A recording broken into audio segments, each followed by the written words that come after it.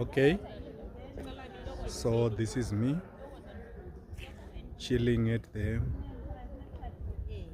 new parliament building in Mount Hampden.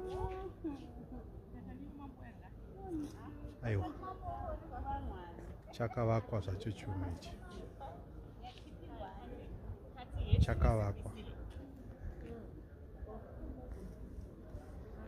kuvakwa chaiko, chivakwa. Out here in Mount Hampden, iro bani rese iro ndo kuchavakwa the new cyber city,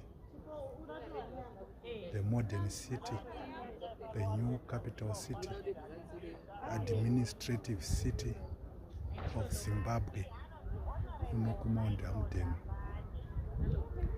Uyo mugwagwa wakati tasa uyo unonobuda kuDefense College uko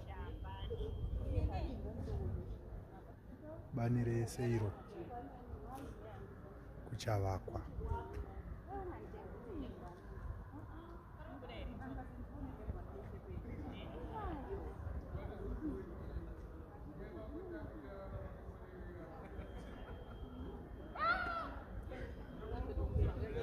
Ona ungati